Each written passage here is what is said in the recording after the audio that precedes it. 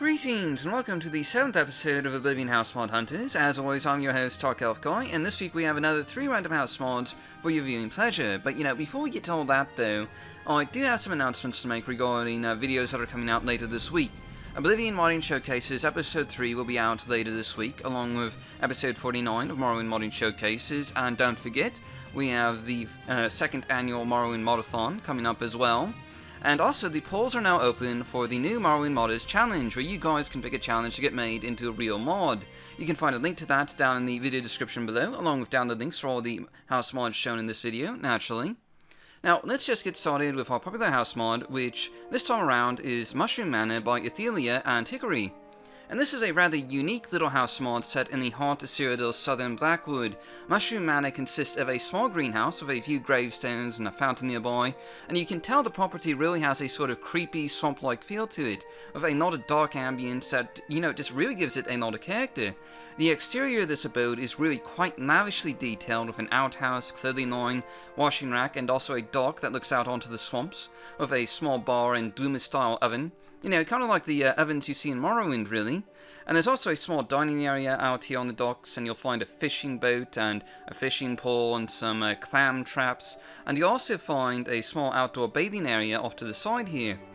And anyway, taking a closer look at the property, the greenhouse here acts as an ingredient garden that you can use to harvest for, alchemy-related purposes, as you might expect.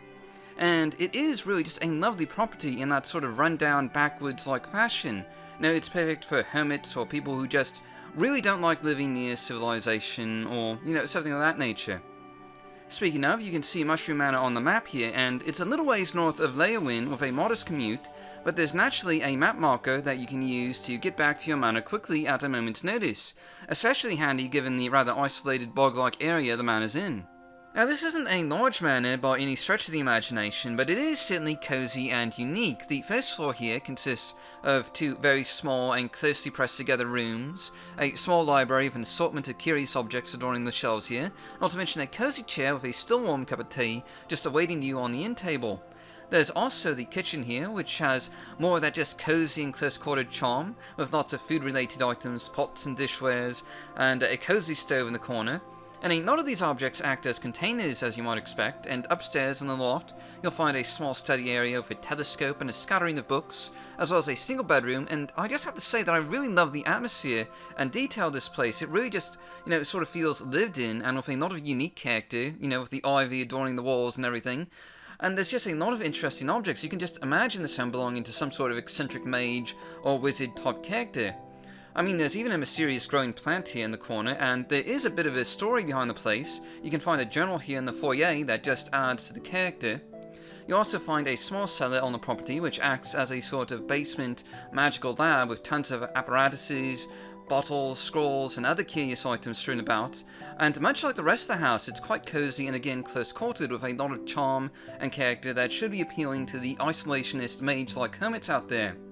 And all in all, Mushroom Manor is absolutely beautiful with a creepy but cozy atmosphere and wonderfully detailed design. It comes with 2 versions, including a cobble version with sorters and other cobble features, as well as a map marker and other convenience features, like an ingredient garden, magic lab, organized storage space.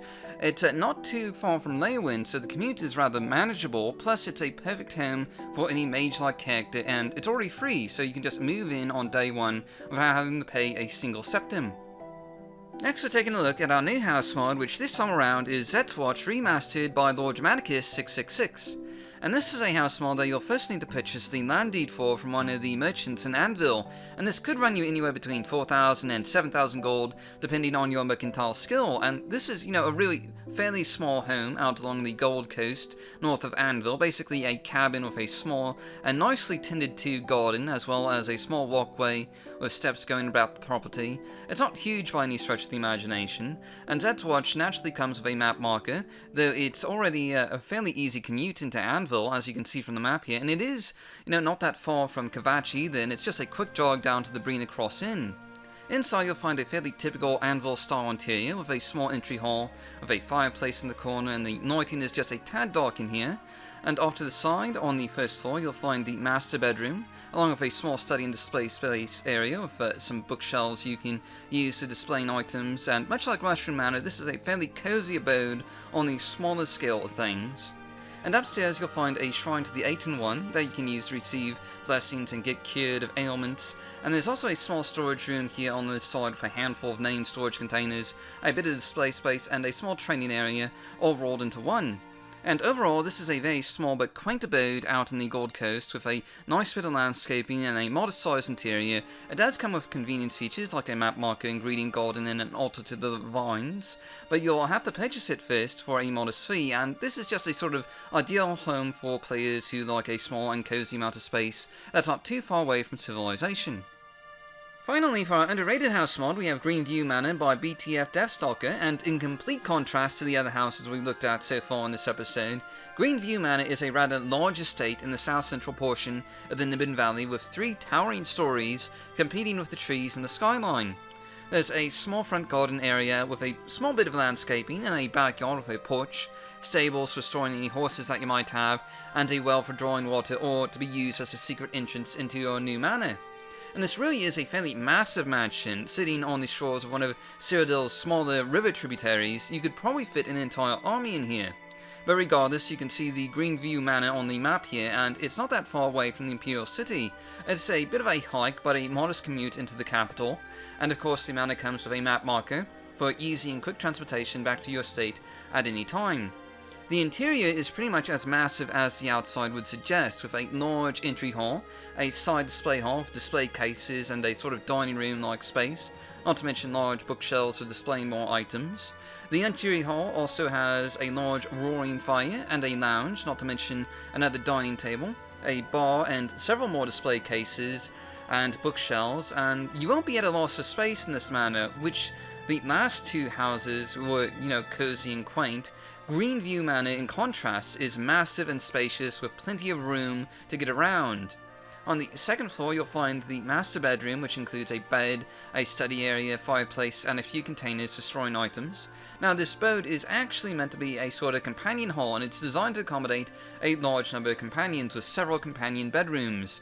And they're actually sort of divided by rank. There's a lower level companion room with 4 companion beds that are meant for your least favorite companions, and there's an upper level companion bedroom with 2 companion beds that are meant for your higher ranked companions. And then your main companions get their own entire wing of the house, which includes a lounge, a dining room, and up here on the 3rd floor, they have their own little personal storage space area, and they also get 2 separate private bedrooms. So, your best companions get treated like royalty, practically. And really, you can just imagine what this manor would be like if it was full of companions lounging in their chairs, walking about the halls, sleeping in their quarters. That's really the point and purpose of this house mod, is to provide a sort of communal environment for you and your companions to live in.